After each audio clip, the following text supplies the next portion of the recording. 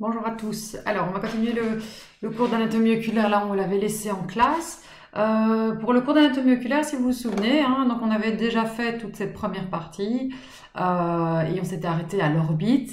Et puis on avait entamé la deuxième partie qui était donc bien les nerfs de l'appareil oculaire. Dans votre syllabus, on est donc à la première partie, partie 1, donc premier syllabus, et deuxième partie du syllabus, c'est-à-dire là où il est marqué page 28. Et là, pour le coup, ça se suit, donc on est bien à la page 28. Page 28, on commence donc cette deuxième partie.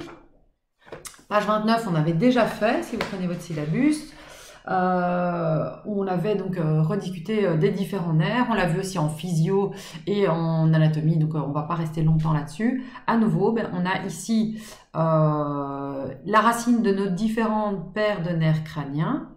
Okay, nos 12 paires de nerfs crâniens.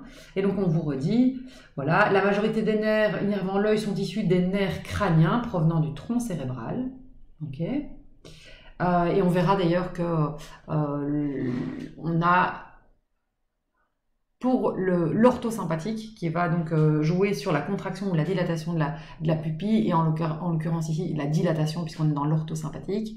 Donc dans le système nerveux autonome et donc dans l'involontaire, il va y avoir des nerfs rachidiens qui vont intervenir. Et donc on verra plus tard qu'effectivement pour dilater la pupille, ce n'est pas un nerf crânien mais bien un nerf rachidien. Alors, ici, donc on va avoir, et donc quelque part qui remonte vers la tête. Le tronc cérébral, hein, on se fait un petit rappel. Ici, notre tronc cérébral, okay, qui est un élément qui constitue l'encéphale. L'encéphale se divise en 4 parties, le tronc cérébral, le diencéphale, le cerveau et le cervelet. Vous vous souvenez? Alors, si on reprend cette partie-ci, hein, diencéphale, c'était bien thalamus et hypothalamus. Okay. Thalamus, hypothalamus pour le diencéphale. Okay. Le tronc cérébral qui était bien mésencéphale, bulbe rachidien. Donc on avait bien ici notre bulbe rachidien, le pont. Okay. Et donc ici, pédoncule cérébelleux et tubercule des quadrijumeaux. Ça va? Qui vont faire mon mésencéphale. Donc ça, c'est mon mésencéphale. Donc c'est bien mésencéphale, donc, qui est lui-même composé des quadrijumeaux et des pédoncules cérébraux. Je ne sais pas si j'ai dit cérébelleux, pédoncules cérébraux, hein, puisque c'est le cerveau. Puis on a le pont de Varol et ici le bulbe rachidien. Ça va, ce qui va constituer l'encéphale, on va y ajouter évidemment le cerveau en tant que tel, qui est ici, hein, évidemment, et le cervelet qui se situerait ici. Ok. Donc, on vous rappelle le tronc cérébral, donc on a bien le bulbe rachidien, on a bien la protubérance annulaire et le mésencéphale. Donc ça, c'est ce qui est décrit. Je vous conseille d'étudier cette partie-là, évidemment. Vous avez un schéma qui est un schéma similaire à ce que vous avez ici, hein, où on voit effectivement toutes les racines des nerfs crâniens, ici en jaune et là en noir sur le schéma. Okay. On vous indique aussi de nouveau à la page 30 que sur la face ventrale du mésencéphale, on a bien les pédoncules cérébraux. On vous décrit aussi les tubercules des quadrijumeaux, hein, puisque sur la face dorsale du mésencéphale, on va avoir les tubercules des quadrijumeaux. Okay. Et on va savoir aussi qu'il y en a 2 qui vont avoir un rôle important au niveau des réflexes du mouvement des globes oculaires, okay, mais aussi des mouvements de la tête. Et puis les 2 autres, ils vont avoir un rôle important dans tout ce qui était auditif. Okay, donc ceux-ci sont auditifs, ceux-là, les colliculus supérieurs, ont un rôle à jouer dans la vision et dans le mouvement réflexe des yeux et de la tête. Okay. Il va aussi avoir un rôle dans justement le réflexe oculaire au niveau de la pupille et l'accommodation. On va voir comment un peu plus tard. Ok. Alors ça, on verra que l'inférieur c'est la même chose, enfin on ne le verra pas celui-là justement, que l'inférieur, c'est la même chose pour l'aspect auditif, c'est le fait que par exemple vous allez entendre un bruit et diriger votre tête vers ce bruit pour suivre ce bruit, mais c'est la même chose au niveau des supérieurs, colliculus supérieurs, mais ça sera au niveau des yeux. Et donc c'est bien le réflexe pour suivre un objet et le réflexe de bouger la tête pour pouvoir suivre un objet qui ferait par exemple un mouvement d'une plus grande amplitude. Okay, et aussi la coordination des mouvements des 2 yeux, que ce soit coordonné, hein, qui partent bien dans la même direction. Alors, on vous redonne à la page 31, la suite, et donc on vous dit bien, l'œil est situé à peu près au niveau supérieur de la protubérance annulaire et à la base du mésencéphale. Ok, donc à la base du mésencéphale et au niveau supérieur des protubérances annulaires, c'est ici, hein, c'est cette zone-ci, et donc c'est-à-dire que l'œil, il est quelque part là en face. Ok, on a le cervelet derrière, donc ici, on a l'œil qui est plus ou moins à cet endroit-ci. Ok, c'est important pour comprendre la suite quand on fait les chemins justement de la vision. Alors 10 des 12 paires de nerfs crâniens prennent naissance au niveau du tronc cérébral, et donc c'est bien ceux qui vont de 12 à 3. Ok, puisqu'on commençait, on avait dit en bas, ici, à 12, et puis on allait remonter jusqu'à 3.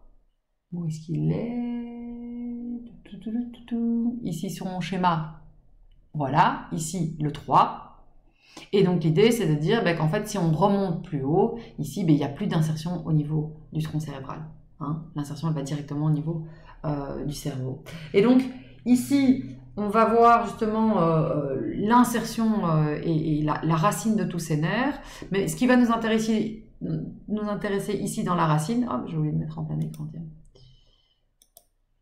Dans la racine de ces différents nerfs, hein, ce qui va nous intéresser c'est de voir d'où est-ce qu'ils sortent pour pouvoir les resituer. Alors vous verrez que dans le cours, il est chaque fois marqué racine apparente, c'est-à-dire à partir de quel moment elles sortent, ici, hein, du système nerveux central. Et puis après, la racine réelle, c'est-à-dire, en fait, peut-être que ça rentre ici, mais ça va aller se loger. La racine réelle, elle est plus loin. Le noyau, hein, le corps cellulaire est plus loin. Et donc, c'est à l'intérieur où est la réelle insertion, enfin le réel démarrage de ce nerf. Et ici, à partir de où il sort et il devient visible. On va s'arrêter à où est-ce qu'on peut les repérer de manière visible et anatomique. On ne va pas aller dans les racines réelles parce que, voilà, à distance, c'est un peu compliqué d'expliquer tout ça et puis ça va faire beaucoup de matière en un temps très réduit, donc on ne fera pas ça. Alors, si on continue, hein, et là, on est à la page 24, donc on est reparti en arrière. Okay. Vous êtes à la page 24 de votre syllabus avec les différents nerfs. Première observation, eh bien, on va voir qu'on a une ancienne et une nouvelle nomenclature. Okay, donc on va avoir dans certains cas des noms qui ne sont plus les noms qu'on utilise aujourd'hui. Par exemple, le nerf spinal que vous voyez ici, c'est l'ancienne nomenclature, sachant que maintenant on utilise le nerf accessoire. Ok. Et donc vous verrez que dans vos pages, dans certains cas ça a été corrigé, et puis dans d'autres cas on a encore les anciens noms qui restent là. À la page 32, ils ont été corrigés. Donc je sais pas ce que fait cette page 24 au milieu, 24-25, et puis ensuite on repasse à 32. Et donc à la page 32, vous avez un tableau, hein, dans votre syllabus, un tableau, et là ils ont corrigé les différents nerfs. Et donc vous voyez qu'on a du coup le nerf 12 qui est donc, il n'est pas ici, sur celui-ci il n'est pas représenté. Ici le grand hypoglosse, sur celui-ci il est représenté. Ah ben il est là, pardon. Donc, hypoglosse ou grand hypoglosse, là pour le coup c'est une nomenclature qui est plus ou moins restée la même. Ensuite, le nerf spinal, le nerf 10, ok, le nerf 11, pardon. Ici, le nerf spinal qui est donc bien maintenant appelé le nerf accessoire. Ensuite, on avait le nerf pneumogastrique, mais qu'on va plutôt appeler le nerf vague. Pneumogastrique ou nerf vague, mais plutôt le nerf vague. Le glossopharyngien, hein, le nerf glossopharyngien qui est ici. Ok. Ensuite, on va avoir le nerf auditif qui a été changé pour le vestibulo-trochléaire. Alors pourquoi il a été changé? C'est tout simplement parce qu'en fait, c'est pas que un nerf auditif. Il a aussi un rôle sensitif au niveau de l'équilibre. Okay, donc on a vu qu'il y a l'oreille auditive, mais il y a aussi l'oreille interne qui permet de maintenir un certain équilibre. Il y a une vidéo là-dessus dans le cours de physiologie que je vous conseille de regarder. Et donc ici, le nerf vestibulo-cochléaire, j'ai dit trochléaire, mais c'est cochléaire. Le nerf vestibulo-cochléaire, il a un rôle, il est ici, hein, il a un rôle qui est double puisqu'il doit aussi jouer un rôle dans l'équilibre en plus de l'audition. Donc le nom était mal donné, donc ça a été corrigé. Le nerf facial, 7, ici, qui est resté le même. Et ensuite on a l'oculomoteur externe, abducens pour l'abduction. Hein. Et donc l'oculomoteur externe, c'est évidemment celui qui va contracter le nerf, le droit externe de l'œil et permettre du coup effectivement l'abduction, tout simplement. Donc la capacité à aussi regarder vers le côté. Donc ici, abducens, le nerf 6. Le nerf 5, donc le nerf 6, c'est le dernier qui n'est pas dans la protubérance, hein, qui est bien au niveau du bulbe. Alors vous verrez que parfois on met bulboprotubérance, donc ceux-ci évidemment ils apparaissent déjà pratiquement sur la protubérance, et ceux-ci c'est vraiment sur le bulbe rachidien. Et donc dans certains cas on va vous mettre protubérance pour ces deux-ci, parce qu'ils sont à la base de la protubérance. Ok. Ensuite on va avoir le nerf 5, les trijumeaux, hein, surtout un grand rôle dans la sensibilité du visage. Okay, alors que le nerf facial, on est plus dans un nerf moteur pour le visage. On va se faire un petit tableau de tout ça. Et puis ensuite, on continue. Donc le nerf 4, ici. Le nerf 4, c'est le nerf trochléaire, qui est anciennement appelé pathétique. Ouais, voilà, ici, il est encore en pathétique, mais c'est le nerf trochléaire. Ok. Et ensuite, on a le nerf oculomoteur, ou l'oculomoteur commun, qui est pas ici, mais il est ici. Le nerf moteur oculaire commun, ou l'oculomoteur commun, c'est la même chose. Okay. Puis ensuite, on a olfactif et optique, ou même plutôt optique et puis ensuite olfactif. Ok. Avec le nerf optique, qu'on verra évidemment qui a un rôle à jouer, mais qu'on verra surtout quand on verra la fonction de la rétine. Donc, si vous avez ici vos différents... donc à la page 24, on vous donne justement les zones anatomiques, qui sont donc soit le bulbe rachidien, soit la protubérance annulaire, pardon, soit le mésencéphale, au niveau des pédoncules ou des tubercules des quadrijumeaux. Ici, on va avoir un tableau récapitulatif qui nous reprend, voilà, qui nous reprend les différents nerfs. Alors, vous l'avez au slide suivant, je vous ai remis ça sous forme de tableau. Hein? Ah non, je les vous ai mis tout à la fin, pardon. Voilà, donc ici, vous avez un rappel de, ici, tous les nerfs. Ok. Donc, de nouveau, on commence par le bas hiérarchiquement, si vous voulez, mais donc on a bien enfin anatomiquement, je veux dire.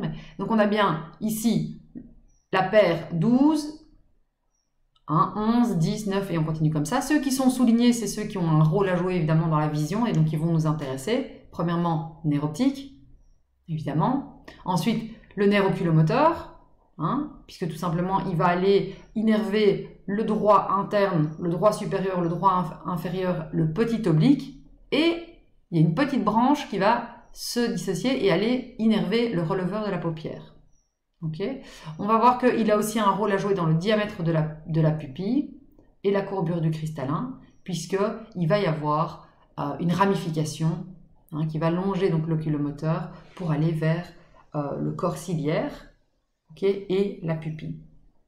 L'iris, quoi, en gros, la contraction, ce qui va donc donner la contraction de l'iris et la contraction du muscle ciliaire et qui va donc permettre l'accommodation et aussi la contraction, donc mydriase et myosis.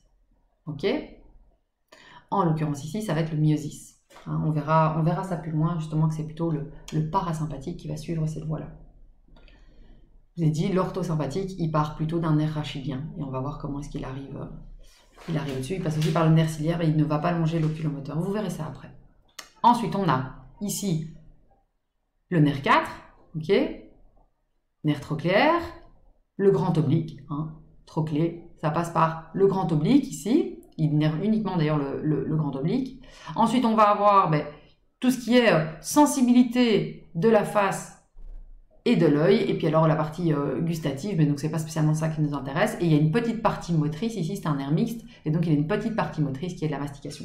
Vous verrez donc ici les nerfs mixtes sont en noir, les nerfs uniquement sensitifs sont en bleu, et les nerfs uniquement moteurs sont en rouge. Et ici, en rouge, les activités motrices, en bleu, les activités sensitives. Et donc on va avoir ici encore le nerf abducens, hein, qui va donc contracter le droit externe, okay, donc il va permettre le mouvement vers l'extérieur. Ensuite, on va avoir le nerf 7, motricité de la face et l'orbiculaire de la paupière. Donc on a vu que le 3 c'était le releveur de la paupière, le 7 c'était l'orbiculaire, on l'a déjà vu dans les muscles de l'œil. Hein. Donc ça c'est ceux qui vont nous intéresser et sur lesquels on va travailler maintenant un peu plus longuement. Donc dans la prochaine vidéo, je vais continuer en vous expliquant justement ces nerfs particuliers en commençant par les nerfs moteurs volontaires. On va faire ensuite les nerfs sensitifs et puis tout ce qui est involontaire avec l'ortho et le parasympathique.